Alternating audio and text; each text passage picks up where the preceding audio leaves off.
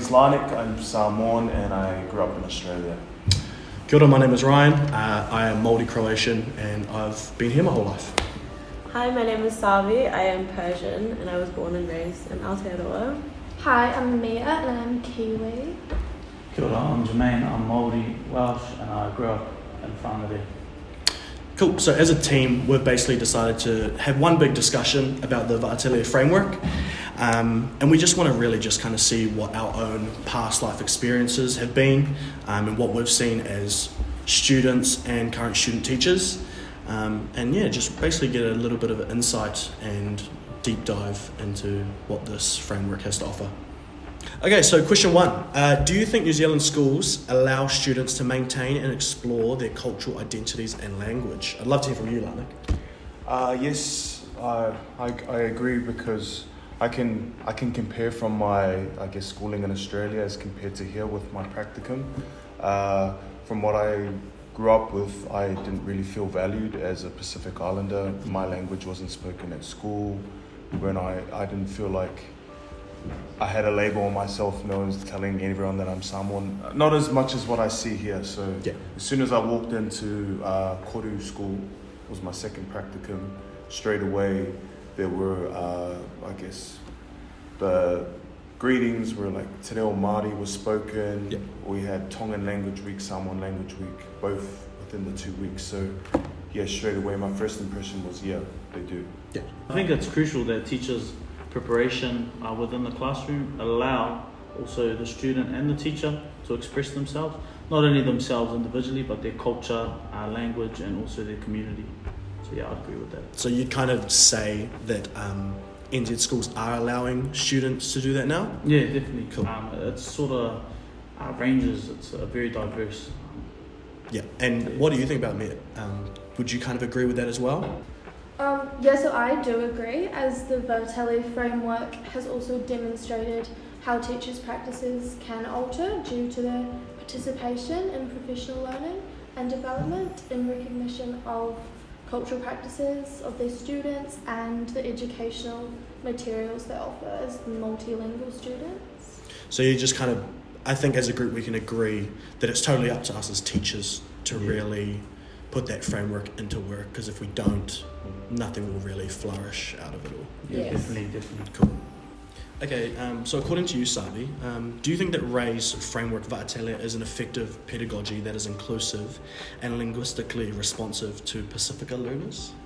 Yes, because a policy and practice demonstrating cultural responsiveness of curriculum and pedagogy developed as a result of the effects of multicultural theories and ideologies. These changes represented a state-led shift away from an Eurocentric educational system and towards the acknowledgement and inclusion of minority languages and cultures, I reckon, within the curriculum. Pacifica students can effectively combine their knowledge from both their home and school environments as a result of this. Cool, very cool. Is VAR systemic support for Pacific language and biliteracy development for Pacific learners? Yeah, bro. I reckon that there is systemic support there, because I think it's important for us as teachers to identify which of our learners are bilingual. Yeah. We then have to realise that there are resources for us to use, and they are provided. And I also believe that gaining further knowledge of students' background in particular is just vital within the environment and will just sort of enhance the learning. Yeah. And so you'd say that there is that VAR systemic support? Definitely. Cool.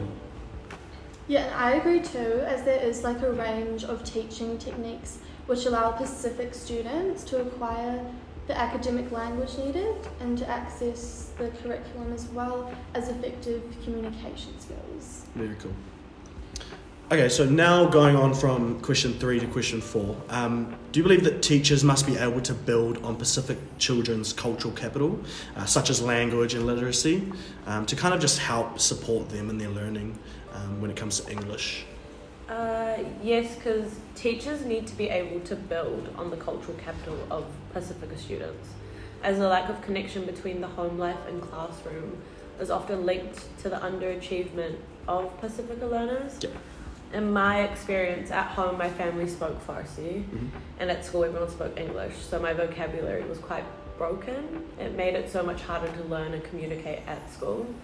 Without teachers having the ability to build on the cultural capital of our Pacifica learners, we are unable to fully support their learning needs and to essentially help them achieve cultural and academic success in and out of the classroom. Cool. So do you think, like, as teachers, it's very important for us to kind of build onto students' culture side? Because in your own experience, do you believe that teachers really helped you and identified your culture? Or do you think that it was quite a struggle because they didn't?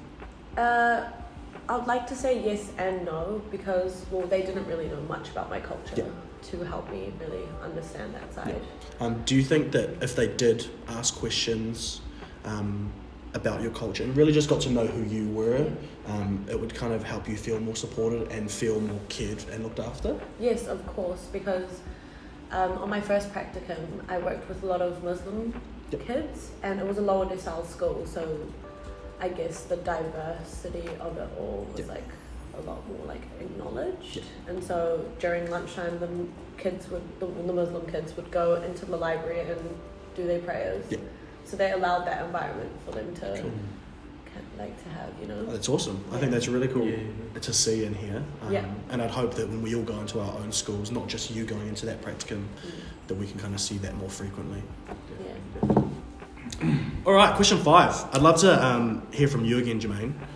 As future teachers, do we have a variety of adequate resources that we can kind of apply to our teaching that will ultimately benefit all of our Pacifica students? Well, Ryan, bro, I think as I previously touched on, as future teachers, there are multiple resources that can be used in supporting our Pacifica students. However, these resources sort of stem from practices that the learners undergo within their home life environment. I feel like it needs to be available more in schools. Sort of what I was thinking. Cool. And would you say that there are enough, or is it quite a hard thing to really look for resources that can... Yeah, it's sort of a hard thing to pinpoint because different schools have sort of different means of resources. For example, when I was on placement, I had a low decile and a high decile. That higher decile school had a lot more resources and sort of programs that helped our Pacifica students, whereas that lower decile didn't. So it could sort of vary, So we can kind of say that as teachers, it's up to us to really go and look for those resources. Definitely, I agree. But it also comes down to our schools and how much they're willing to help us and provide us with different resources. Definitely. So you hit that nail on the head there, mate. Do you think that understanding the 6 dimensions of the Witehira framework were kind of effectively applied for teachers who taught them? Well, I think we can all agree that the 6 elements of effective literacy practices were altered to better serve Pacifica students and to also support the use of their linguistic and cultural resources in Aotearoa and in the New Zealand educational system. Okay, cool.